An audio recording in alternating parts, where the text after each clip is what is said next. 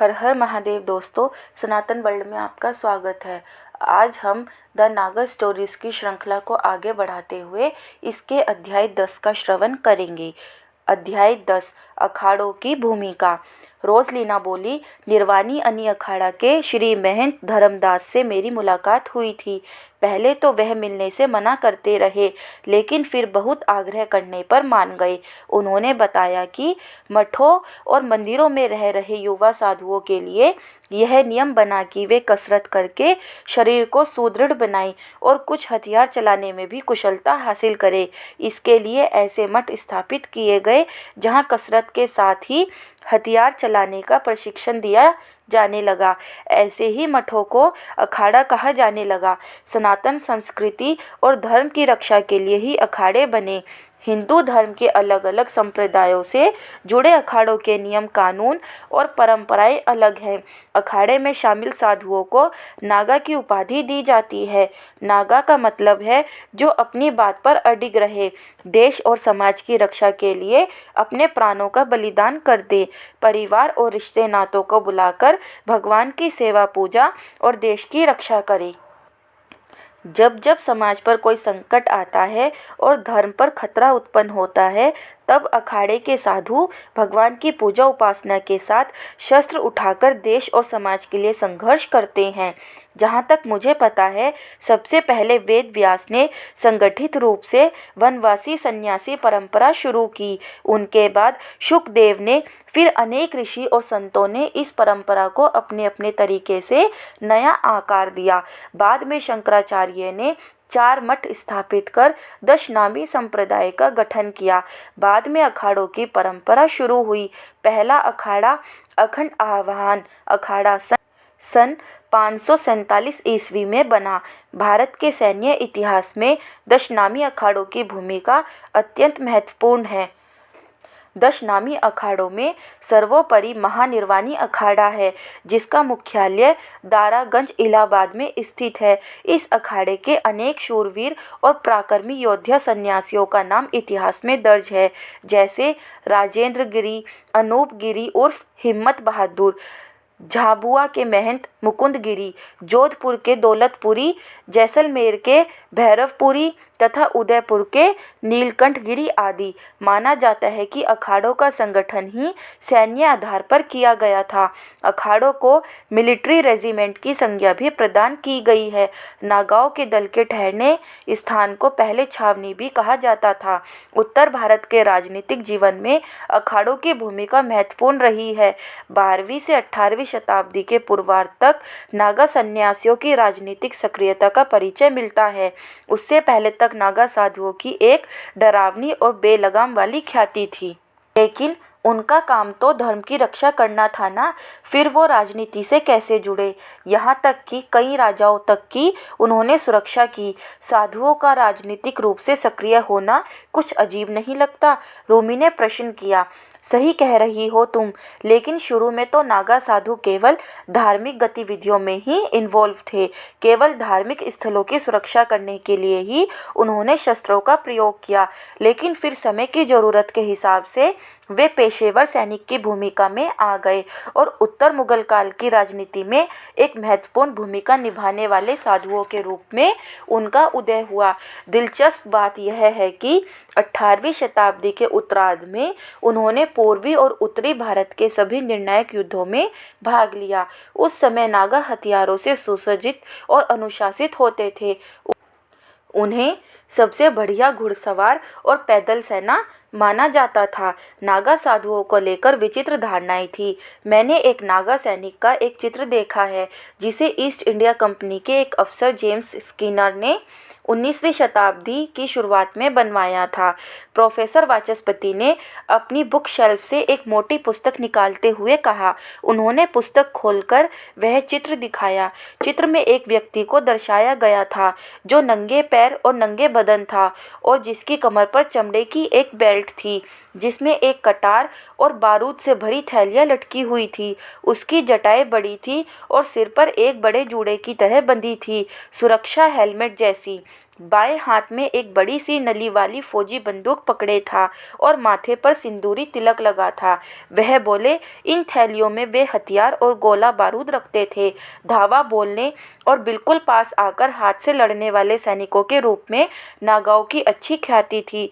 अनूप गिरी के नेतृत्व में वे एक पूरी पैदल और घुड़सवार सेना के रूप में विकसित हो गए थे, जिनकी तुलना बेहतरीन फौजों से की जा सकती थी। अनूप गिरी के साहसिक कारनामों के बारे में कुछ बताओ रोजलिना। ऊपर तुमने उनका जिक्र भी किया है, एक पराक्रमी योद्धा के रूप में, शेखर ने कहा। उसकी दिलचस्पी भी लगातार बढ़ रही थी। रूमी बीच बीच में नोट्स भी बनाती जा रही थी। रोजलिना जिस ढंग से एक कहानी की तरह नागा साधुओं की गाथा सुना रही थी, वह किसी चलचित्र की तरह लग रही थी। वह भी बताऊंगी, पर उससे पहले 18वीं शताब्दी की स्थिति के बारे में बताना चाहूँगी, ताकि उनकी भूमिका की महत्ता समझ आ सके। इस पुस्तक में विस्तृत रूप से लिखा है। वैसे मैंने पढ़ा था गूगल पर कि अनूप गिरी के गुरु राजेंद्र गिरी ने भी युद्ध में अहम भूमिका निभाई है। यह भी कहा जाता है कि अनूप गिरी गोसाई एक तपस्वी भी थे। हिंदू भगवान शिव के प्रति समर्पित व्यक्ति ऐसे नागा साधु जो भारत के पूजनीय पवित्र व्यक्तियों में से एक थे। Warrior, ascetics and Indian empires के लेखक और इतिहासकार विलियम और पिंच के अनुसार अनूप गिरी गोसाई एक योद्धा तपस्वी थे। निश्चित रूप से नागा साधुओं की प्रतिष्ठा डरावनी और अनियंत्रित थे। निश्चित रूप से नागा साधुओं की प्रतिष्ठा डरावनी और अनियंत्रित थी। स्पष्ट अंतर यह है कि 18वीं शताब्दी के नागा बेहद अच्छी तरह से सशस्त्र और अनुशासित थे और कहा जाता था कि वे उत्कृष्ट घुड़सवार और पैदल सेना के सैनिक थे। वह कुछ क्षण के लिए चुप हो गई, क्योंकि रोजलिना की निगाहें अभी भी चित्र पर ही थी। ऐसा लग रहा था जैसे उस चित्र ने उसे बहुत प्रभावित किया है। बहुत ही सुंदर फोटो है। पानी का गिलास उठाकर उसने एक घूंट भरा, अपने बालों को हाथ से ठीक किया और कुर्सी पर पीठ टिकाते हुए पुस्तक पढ़ते हुए बोली, 18वीं शताब्दी में भारत में राजनीतिक संगठनों, सामाजिक संस्थाओं, आर्थिक जीवन तथा अवस्था में दूरगामी परिवर्तन हुए। मुगल साम्राज्य का, जिसने 1.5 शताब्दी तक देश को एकता की भावना प्रदान की तथा विभिन्न क्षेत्रों में प्रगतिशील विकास का नेतृत्व किया था, तीव्रता से पतन हुआ। मराठों द्वारा देश पर एकाधिकार करने का प्रयत्न असफल रहा और ब्रिटिश व्यापारी एक नए प्रकार के साम्राज्य की नींव डालने में सफल रहे। मुगल साम्राज्य के पतन के साथ साथ अनेक क्षेत्रीय शक्तियों का उत्थान हुआ, जिनमें कुछ स्वतंत्र तथा कुछ अर्ध स्वतंत्र थी। इनमें प्रमुख शक्तियाँ थीं बंगाल, अवध, हैदराबाद तथा मराठा राज्य आदि। मुगल सम्राट औरंगजेब की मृत्यु के बाद राजगद्दी पर अनेक कमजोर शासक आरूढ़ हुए। मोहम्मद शाह भी एक था, जिसके काल में मुगल साम्राज्य के 2 महत्वपूर्ण राज्य अवध व बंगाल स्वतंत्र हो गए। मोहम्मद शाह की मृत्यु के उपरांत अहमद शाह ने सत्ता संभाली तथा उसने सफदरजंग को अपना वजीर नियुक्त किया। अवध ही वह स्वतंत्र राज्य था जिसके नवाब सफदरजंग को मुगल काल में सर्वप्रथम नागा योद्धाओं को आश्रय देने तथा रणभूमि उतारने का श्रेय जाता है। नागा योद्धा अवध की सेना के सर्वश्रेष्ठ योद्धा में स्थान रखते थे। 18वीं शताब्दी के उत्तरार्ध में नागा योद्धा राजेंद्र गिरी गोसाई नागा योद्धा समुदाय के अग्रदूत के रूप में अवतरित हुए। उन्होंने अपने शिष्यों को लाठी, बल्लम, फड़, अखाड़े एवं कुश्ती की शिक्षा देकर युद्ध विद्या में निपुण किया। राजेंद्र गिरी की वीरता से प्रभावित होकर जहां कुछ राजाओं ने अपने किले के समीप उनके अखाड़े स्थापित करवाकर अपनी सुरक्षा का दायित्व उन्हें सौंपा, तो कुछ राजाओं ने उन्हें किलेदार बनाया। मुगल बादशाह अहमद शाह जब गद्दी पर बैठा, तब तक मुगल साम्राज्य के विघटन की प्रक्रिया अपनी चरम सीमा पर पहुंच चुकी थी। अहमद शाह के समय में जावेद खान नामक हिजड़ों का एक सरदार दरबार में बहुत प्रभावशाली हो गया था और सम्राट इसके हाथों का खिलौना बन गया था। वजीर सफदरजंग के विरुद्ध भी इसने षड्यंत्र रचा। तब सफदरजंग ने अपना ध्यान अपने राज्य अवध की ओर केंद्रित किया। अवध का राज्य रुहेलखंड की सीमा से लगा हुआ था और उस पर बंगश अफगानों व रुहेलों का अधिकार था। सफदरजंग अवध के आस पड़ोस के अफगानों की शक्ति कमजोर करना चाहता था। उसने कायम खां को, जो फर्रुखाबाद पर शासन कर रहा था, रुहेलों पर आक्रमण करने के लिए उकसाया। कायम खां मारा गया। सफदरजंग ने बंगश प्रदेश पर अपना आधिपत्य स्थापित कर लिया। अफगान लोग अवध के क्षेत्रों में फैल गए। केवल इलाहाबाद सूबा इससे अलग रहा। अवध की ओर बढ़ने के साथ साथ अहमद खां बंगश का सौतेला भाई शादी खान 20,000 घुड़सवार एवं पैदल सेना के साथ इलाहाबाद की ओर बढ़ा। इस बीच अहमद खां ने इलाहाबाद के किले से 1 मील पूर्व स्थित झूसी में डेरा डाला तथा राजा हरबोंग के टीले पर अपना तोपखाना स्थापित कर किले पर गोलाबारी प्रारंभ कर दी। फरवरी 1751 से अप्रैल 1751 तक इलाहाबाद का घेरा चलता रहा और अफगानों को सफलता नहीं मिली जिसकी उन्हें उम्मीद थी। इसका एक प्रमुख कारण था बका उल्ला खां, जो एक महान योद्धा था, को राजेंद्र गिरी गोसाई के रूप में एक विचित्र सहायक का मिलना।